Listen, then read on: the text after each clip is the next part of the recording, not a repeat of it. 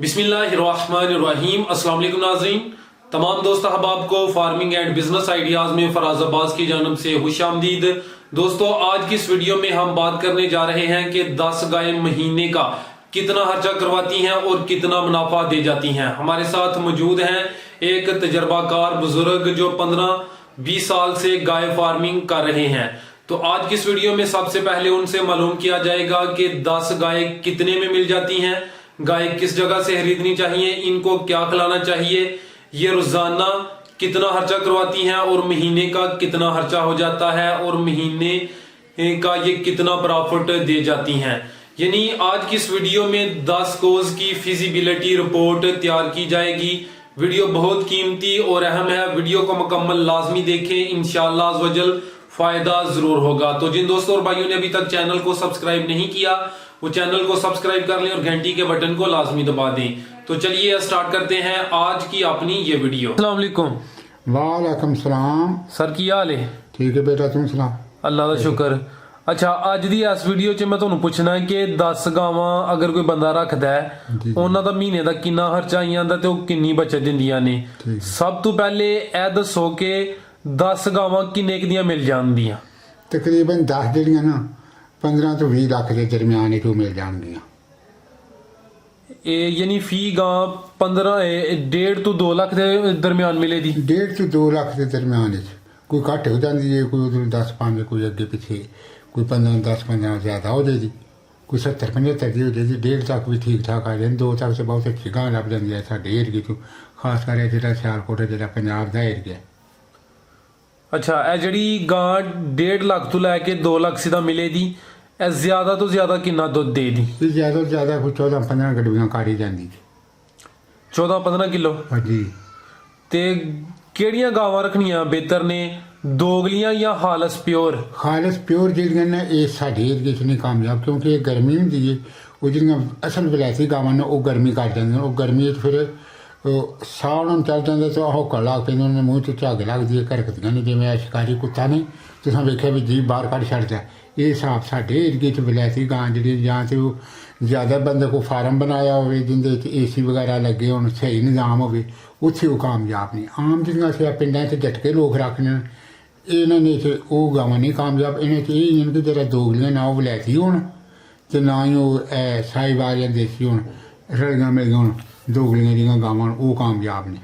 ਅੱਛਾ, ਯਾਨੀ ਤੁਹਾਡੇ ਕਹਿਣ ਦਾ ਮਕਸਦ ਹੈ ਕਿ ਸਾਡੇ ਇਲਾਕੇ 'ਚ ਇਹ ਦੋਗਲੀ ਗਾਂ ਜਿਹੜਾ ਨਾ ਬਿਹਤਰ ਰਹਿੰਦੀ ਹੈ, ਜਾਂ ਜਿਹੜੇ ਗਰਮ ਇਲਾਕੇ ਨੇ ਉਹਨਾਂ 'ਚ ਵਲੈਤੀ ਪਿਓਰ ਜਿਹੜੀ ਹਾਲਤ ਸੀ ਉਹ ਗਾਂ ਨਹੀਂ ਰੱਖਣੀ ਚਾਹੀਦੀ, ਦੋਗਲੀ ਗਾਂ ਰੱਖਣੀ ਚਾਹੀਦੀ ਹੈ। ਇਹ ਪੰਜਾਬ ਪੂਰਾ ਹੀ ਇੱਕ ਕਿਸਮ ਦਾ ਗਰਮੀ ਦਾ ਇਲਾਕਾ ਹੈ ਨਾ। ਅਗਰ ਸਿਆਲਕੋਟ ਹੋਣਾ ਇੱਧਰ ਬਾਵਲ ਨਗਰ ਜਾਂ ਬਾਵਲਪੁਰ ਇੱਧਰ ਰੀਮ ਝਾਰਖੰਡ, ਉਹ ਤੇ ਇਸ ਤੋਂ ਵੀ ਜ਼ਿਆਦਾ ਗਰਮੀ ਹੈ। ਅੱਛਾ, ਇਹ ਦੱਸਿਓ ਕਿ ਗਾਂ ਮੰਡੀ 'ਚ ਬਿਹਤਰ ਮਿਲੇਗੀ ਜਾਂ ਪਿੰਡਾਂ 'ਚ ਫੇਰ ਟੁਰ ਕੇ ਲੈਣਾ ਬਿਹਤਰ ਇਹਦਾ? ਇਹ ਪਿੰਡਾਂ 'ਚ ਜਨਾਬ ਫੇਰ ਟੁਰ ਕੇ ਤੁਸੀਂ ਲਵੋ ਬਿਹਤਰ ਰਹਿੰਦੀ ਹੈ। ਮੰਡੀ ਤੋਂ ਜਿਹੜੇ ਲੋਕੀ ਉਹਨਾਂ ਨੇ ਗਾਵਾਂ ਜਿਹੜੀਆਂ ਨਾ ਉਹਨਾਂ ਨੇ ਡਾਕੇ ਲਵਾਏ ਹੁੰਦੇ ਨੇ, 2-2 3-3 ਦਿਨ ਝੁੰਦੇ ਹੀ ਨੇ, 70 ਘੰਟੇ ਵੀ ਉਹ ਡਾਕਾ ਲਵਾ ਲੈਂਦੇ ਤੇ ਉਹ ਬਹਾਨਾ ਸ਼ਵਾਨਾ ਫਿਰ ਬੜਾ ਬਣਾਇਆ ਹੁੰਦਾ। ਪਿੰਡਾਂ 'ਚ ਤੁਸੀਂ ਫੇਰ ਟੁਰ ਕੇ ਇਹ ਲਵੋਗੇ। ਹੁਣ ਆਮ ਪਿੰਡਾਂ 'ਚ ਇੱਕ ਦੂਜੇ ਦੀ ਵਾਕਫੀਅਤ ਵੀ ਹੁੰਦੀ, ਉਹ ਸੁਬਾਹ ਵੀ ਚੋ ਲੈਂਦੇ ਨੇ, ਸ਼ਾਮੀ ਫੇਰ ਚੋ ਲੈਂਦੇ ਨੇ। ਉਹ ਆਂਦੇ ਨੇ ਜੀ ਬਿਸ਼ੱਕ ਤੁਸੀਂ ਤਸੱਲੀ ਕਰ ਲਓ ਗਾਂ ਦੀ। ਪਿੰਡਾਂ 'ਚ ਜਦੋਂ ਲਵੋਗੇ ਨਾ ਫੇਰ ਟੁਰ ਕੇ ਜਾਨਵਰ ਤੁਸੀਂ, ਉਸੇ ਤੁਹਾਡੇ ਨਾਲ ਫਰਾਡ ਬਹੁਤ ਕੰਮ ਹੋਣ ਦੇ ਚਾਂਸ ਨੇ। ਤੇ ਮੰਡੀਆਂ 'ਚ ਕੋਈ ਰੱਬ ਦੀ ਤਰਫੋਂ ਤਕਦੀਰ ਹੈ ਇਨਸਾਨ ਦੀ ਇੱਥੇ ਤੇ ਡੰਗਰ ਅੱਛਾ ਲੱਭ ਜੇ, ਨਹੀਂ ਤੇ ਮੰਡੀਆਂ 'ਚ ਜ਼ਿਆਦਾਤਰ ਲੋਕ ਇੱਕ ਦੂਜੇ ਨਾਲ ਫਰਾਡ ਕਰਕੇ ਟੁਰ ਜਾਂਦੇ ਨੇ। ਬਿਹਤਰ ਹੋ ਗਿਆ। ਤੇ ਇਹ ਦੱਸੋ ਕਿ ਕਿਹੜੇ ਸੂਬੇ ਵਾਲੀ ਗਾਂ ਲੈਣਾ ਬਿਹਤਰ ਹੈ? ਪਹਿਲਾਂ ਜਾਂ ਦੂਜਣ ਗਾਂ ਤੁਸੀਂ ਲਵੋ, ਉਹ ਫਿਰ ਬਿਹਤਰ ਰਹੇਗੀ, ਕਿਉਂਕਿ ਉਹ ਉਮਰ ਰਸੀਦਾ ਜਿਹੜੀਆਂ ਗਾਵਾਂ ਹੁੰਦੀਆਂ ਨੇ ਜਾਂ ਚੌਥੇ ਪੰਜਵੇਂ ਸੂਬੇ 'ਚ ਜਿਹੜੀ ਗਾਂ ਹੈ ਉਹ ਫਿਰ 2-4 ਸੂਬੇ ਦੀ ਤੇ ਫਿਰ ਉਹ ਖੜਕ ਜਾਂਦੀਆਂ ਨੇ, ਉਹ ਮਤਲਬ ਕਿ ਬੁਢਾਪਾ ਉਹਨਾਂ 'ਤੇ ਆ ਜਾਂਦਾ। ਜਿਹੜੀਆਂ ਪਹਿਲਾਂ ਹੁੰਦੀਆਂ ਨਾ ਉਹ ਇਹ ਗਾਵਾਂ ਤਕਰੀਬਨ 2.5 ਸਾਲਾਂ ਬਾਅਦ 3 ਸਾਲਾਂ 'ਚ ਸੂ ਪੈਂਦੀ, ਪਹਿਲਾ ਸੂਬਾ ਉਹਦਾ ਹੋ ਜਾਂਦਾ ਤੇ ਦੂਜੇ ਸੂਬੇ ਜਾਂ 4-5 ਸਾਲ ਦੀ ਉਹ ਗਾਂ ਹੋਏਗੀ ਤਕਰੀਬਨ ਦੂਜੇ ਸੂਬਿਆਂ 'ਚ।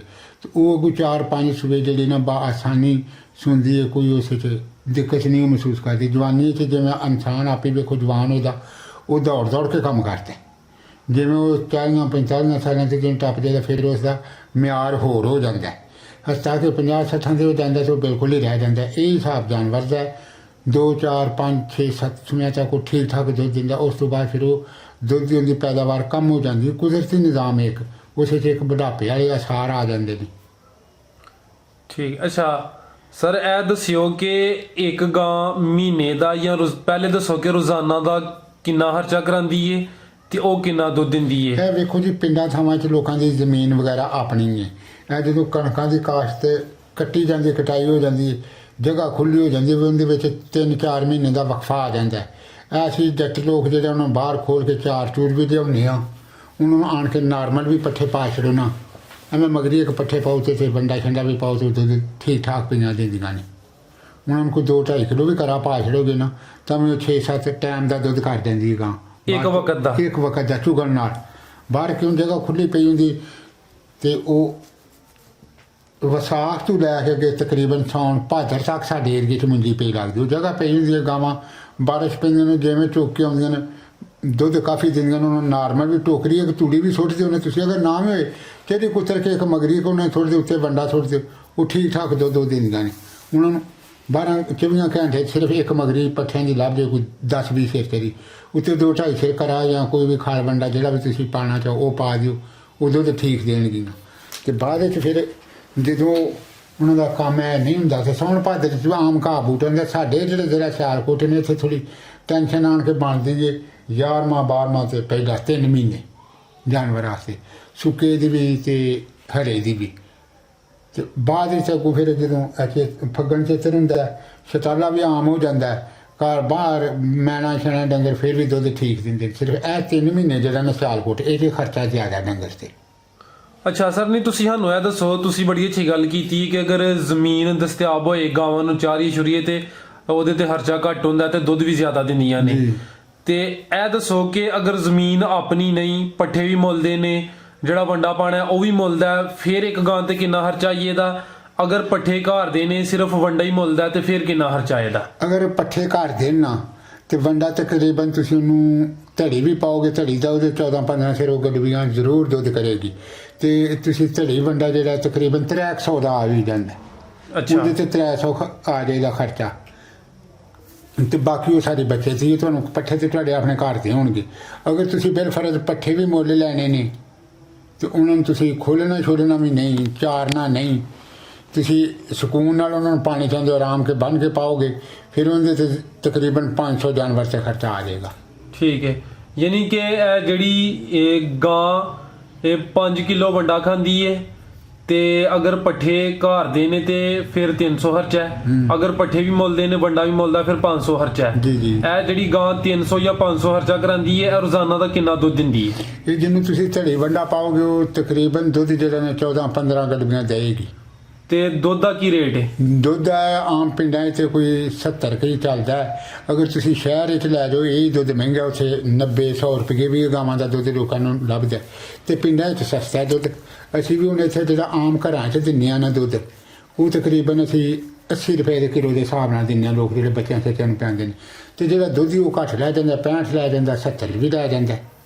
ਅੱਛਾ, ਯਾਨੀ ਕਿ ਅਗਰ ਫਰਜ਼ ਕੀਤਾ ਤੁਸੀਂ ਕਹਿੰਦੇ ਪਏ ਕਿ 14-15 ਕਿਲੋ ਗਾਂ ਦੁੱਧ ਕਰ ਜਾਂਦੀ ਏ, ਅਸੀਂ 14-15 ਕਿਲੋ ਨਹੀਂ ਲਾਉਂਦੇ, ਅਸੀਂ 12 ਕਿਲੋ ਲਾ ਲੈਨੇ ਆ ਜੀ। 12 ਕਿਲੋ ਦੁੱਧ ਨੂੰ 70 ਨਾਲ ਜ਼ਰਬ ਦੇ ਲਈਏ ਤੇ 12-7-84 840 ਰੁਪਏ ਦਾ ਰੋਜ਼ਾਨਾ ਦਾ ਦੁੱਧ ਹੋ ਗਿਆ। ਬਿਲਕੁਲ। ਅਗਰ ਤੁਹਾਡੇ ਪੱਠੇ ਮੁੱਲਦੇ ਹੋਣ ਤੇ ਤੁਹਾਡਾ 400-500 ਦੇ ਤੇ ਖਰਚਾ ਆ ਜਾਂਦਾ ਹੈ। ਜੀ ਆ ਜਾਂਦਾ ਹੈ। ਤੁਸੀਂ ਫਰਜ਼ ਕਰੋ ਕਿ ਉਹਦਾ 500 ਹੀ ਲਾ ਲਓ, 350 ਤੁਹਾਨੂੰ ਬਚਤ ਇੱਕ ਜਿਹੜਾ ਨਾ ਰੋਜ਼ਾਨਾ ਦਾ ਦਿੰਦੀ ਹੈ ਵੀ ਇੱਕ ਗਾਂ। ਬਿਲਕੁਲ। 350-400 ਦਿੰਦੀ ਹੈ, ਤੁਸੀਂ 400 ਨਾ ਲਾਓ, 350 ਲਾਓ, 350 ਹੋਏ ਤੇ ਇੱਕ ਗਾਂ ਤਕਰੀਬਨ ਇਹ 10-10,500 ਬਚਤ ਦੇ ਜਾਂਦੀ ਮਹੀਨੇ ਦੀ। ਬਿਲਕੁਲ, ਇੱਕ ਗਾਂ ਜਿਹੜੀ 10 ਤੋਂ 11-12,000 ਤੱਕ ਬਚਤ ਦੇ ਜਾਂਦੀ ਜੀ। ਦੂਸਰਾ ਹੁੰਦਾ ਸਾਲ ਦਾ ਜਿਹੜਾ ਹੁੰਦਾ ਪਿੱਛੇ ਵੱਛੀ ਹੈ ਜਾਂ ਬੱਚਾ ਹੈ, ਉਸ ਨੂੰ ਤੁਸੀਂ 2 ਮਹੀਨੇ ਉਹ ਜਿਹੜੀ ਗਾਂ ਦਾ ਦੁੱਧ ਹੈ ਨਾ, 2 ਥਣ ਤੁਸੀਂ ਚੋਰੋ, 2 ਉਸ ਨੂੰ ਛੱਡ ਦਿਓ। ਉਹ ਵੀ ਤਕਰੀਬਨ ਸੂਏ ਦੇ ਵਿੱਚ ਹੀ ਉਹ ਜਿਹੜਾ ਜਾ ਨਾ 40 ਤੋਂ 45,000 ਦੇ ਦਰਮਿਆਨ ਵਿੱਚ ਉਹ ਕੀਮਤ ਪਾ ਜਾਂਦਾ। ਅਗਰ ਠੀਕ ਤੁਸੀਂ ਟੀਕਾ ਲਵਾਇਆ, ਅਗਰ ਨਸਲੀ ਵੱਛੀ ਹੈ ਨਾ, ਉਹ ਤੇ ਫਿਰ ਬਹੁਤਿਆਂ ਪੈਸੇ 70-80,000 ਦੀ ਉਹ ਵੱਛੀ ਹੋ ਜੀ। ਆਮ ਅਗਰ ਅੱਛਾ ਜਾਨਵਰ ਨੂੰ ਤੁਸੀਂ ਟੀਕਾ ਲਵਾਇਆ ਨਾ 2500 ਜਾਂ 3000 ਦਾ ਟੀਕਾ, ਉਹ ਅੱਛਿਆਂ 'ਚ ਆ ਜਾਂਦੇ ਨੇ। ਉਹਦਾ ਜਿਹੜਾ ਉਹ ਜਿਹੜੀ ਅਗਰ ਵੱਛੀ ਦੇਗੀ ਉਹ ਰੁਪਈਆ ਲੱਖ ਦੀ ਤੁਹਾਡੀ ਸੂਏ 'ਚ ਉਹ ਵੱਛੀ ਹੋ ਜਾਂਦੀ ਹੈ। ਤੇ ਉਹ ਤੇ ਤੁਹਾਡੀ ਅੱਛੀ ਗੱਲ ਹੈ ਕਿ ਡਿਪੈਂਡ ਕਰਦਾ ਕਿ ਅਗਰ ਵੱਛੀ ਦੀ ਨਸਲ ਅੱਛੀ ਹੈ, ਅਹੀ ਗੱਲ ਕਰਾਂ ਤੇ ਕਿ ਨਾਰਮਲੀ ਅਗਰ ਨਾਰਮਲ ਵੱਛੀ ਹੋਏ ਉਹ ਕਿੰਨੇ ਦੀ ਵਿਕ ਜਾਏਗੀ ਤੇ ਅਗਰ ਨਾਰਮਲ ਵੱਛਾ ਹੋਏ ਤਾਂ ਉਹ ਕਿੰਨੇ ਦਾ ਵਿਕ ਜਾਏਗਾ? ਦੇਖੋ ਜੀ ਨਾਰਮਲ ਜਿਹੜੀਆਂ ਨੇ ਤੇ ਲੋਕ ਉਹ ਫਿਰ ਕੋਣ ਵਾਲਿਆਂ ਦੇ ਭਾਅ 'ਚ ਹੀ ਉਹ ਲੈ ਜਾਂਦੇ ਨੇ, ਜਿਵੇਂ ਆ ਕਸਾਈ ਖੜਦੇ ਨੇ। ਕਸਾਈ ਵੀ ਅੱਜ 500 ਤੇ ਗੋਸ਼ਤ ਪਿਆ ਅੱਛਾ ਜਿਹੜਾ ਉਹ ਦਿੰਦੇ ਨੇ। ਅਗਰ ਉਹ 2 ਮਣ ਦਾ ਵੀ ਤੇ 40,000 ਦਾ ਉਹ ਹੋ ਜਾਂਦਾ ਹੈ, ਤੇ 2 ਤੋਂ 3 ਮਣ ਦਾ ਸਾਲ 'ਚ ਉਹ ਬੱਚਾ ਜਿਹੜਾ ਹੁੰਦਾ ਹੋ ਜਾਂਦਾ। ਅਗਰ ਉਸ ਨੇ ਥੋੜੀ ਜਿਹੀ ਤਰ੍ਹਾਂ 2 ਮਹੀਨੇ ਉਹਨੂੰ 2 ਥਾਂ ਛੱਡ ਦਿਓ, ਉਸ ਤੋਂ ਬਾਅਦ ਖਾਇਸ਼ਾਲ ਤੁਸੀਂ ਜਾਨਵਰ ਨੂੰ ਜਿਵੇਂ ਪਾਉਂਦੇ ਵਿੱਚ ਮੁੱਠ ਉਹਨਾਂ ਨੂੰ ਵੀ ਪਾ ਦਿਓ, ਤੇ ਜਿਹੜਾ ਉਸ ਦਾ ਬੱਚੀ ਹੈ ਜਾਂ ਬੱਚਾ ਹੈ, ਵੱਛੀ ਹੈ ਜਾਂ ਬੱਚਾ ਹੈ, ਉਹ ਤੁਹਾਨੂੰ ਬਿਹਤਰੀਨ ਉਹ ਨਿਜ਼ਾਮ ਉਸਦਾ ਹੋ ਜਾਂਦਾ। ਯਾਨੀ ਰੁਪਈਆ 50,000 ਸਾਲ ਬਾਅਦ ਦੇਈਏ ਦਾ? ਬਿਲਕੁਲ ਦੇ ਦੇਗਾ ਜੀ।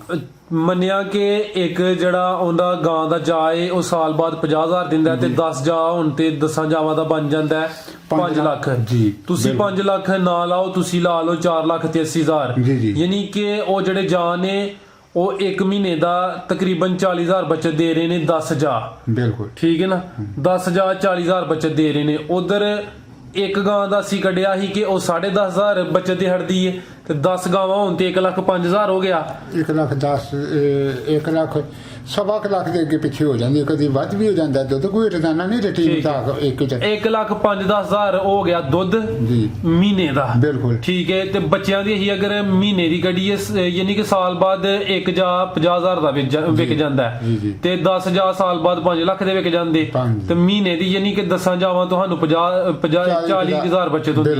ਯਾਨੀ 40,000 ਉਹ ਤੇ 1,10,000 ਦੁੱਧ ਦਾ ਤਕਰੀਬਨ 1.5 ਲੱਖ 10 ਗਾਵਾਂ ਤੋਂ ਮਹੀਨੇ ਦੀ ਬਚਤ ਹੋ ਜਾਂਦੀ ਹੈ। ਬਿਲਕੁਲ ਹੋ ਜਾਂਦੀ ਹੈ। ਠੀਕ ਹੈ।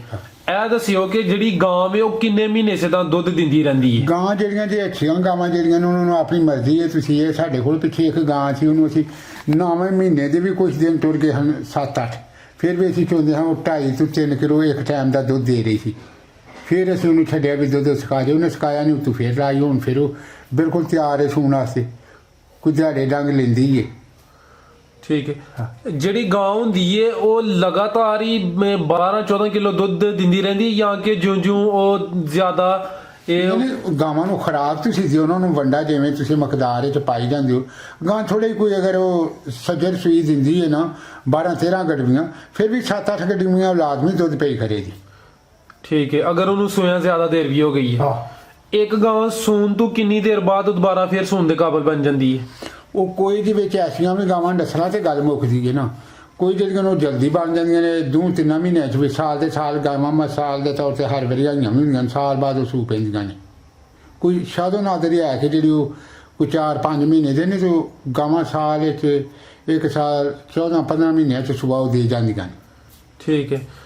ਯਾਨੀ ਕਿ ਸਾਡੀ ਅੱਜ ਦੀ ਗੁਫ਼ਤਗੂ ਦਾ ਲੱਭੇ ਲਬਾਬ ਹੈ ਵੇ ਕਿ ਅਗਰ ਕੋਈ ਬੰਦਾ 10 ਗਾਵਾਂ ਰੱਖਦਾ ਹੈ, ਇਹ ਜਿਹੜੀ ਦੋਗਲੀ ਗਾਂ ਵੇ ਉਹ 1.5 ਤੋਂ 2 ਲੱਖ ਦੀ ਰੇਂਜ ਵਿੱਚ ਲੱਭ ਜਾਂਦੀ ਹੈ। ਬਿਲਕੁਲ ਲੱਭ ਜਾਂਦੀ। ਅਸੀਂ ਯਾਨੀ ਕਿ 1.5 ਤੋਂ 2 ਲੱਖ ਦੀ ਐਵਰੇਜ ਕੱਢ ਲੈਣੀ ਆ, ਤਕਰੀਬਨ 17 ਲੱਖ ਦੀਆਂ ਉਹਨੂੰ 10 ਗਾਵਾਂ ਲੱਭ ਜਾਣੀਆਂ ਨੇ। ਲੱਭ ਜਾਣਗੀਆਂ ਬਿਲਕੁਲ। ਤੇ 17 ਲੱਖ ਦੀਆਂ ਅਗਰ 10 ਗਾਵਾਂ ਲੇਦਾ ਤੇ ਉਹਨੂੰ ਮਹੀਨੇ ਦੀ ਤਕਰੀਬਨ 1.5 ਲੱਖ ਬਚਤ ਹੋਈ ਇਹਦੀ ਦੁੱਧ ਦੀ, ਤੇ ਉਹ ਜਿਹੜਾ ਉਹਦੇ ਬੱਚੇ ਦੀ ਐਵਰੇਜ ਕੱਢ ਕੇ 1.5 ਲੱਖ ਬਚਤ ਹੋਈ ਇਹਦੀ ਅਗਰ ਉਹ 17 ਲੱਖ ਦੀ ਇਨਵੈਸਟਮੈਂਟ ਕਰਦਾ ਹੈ।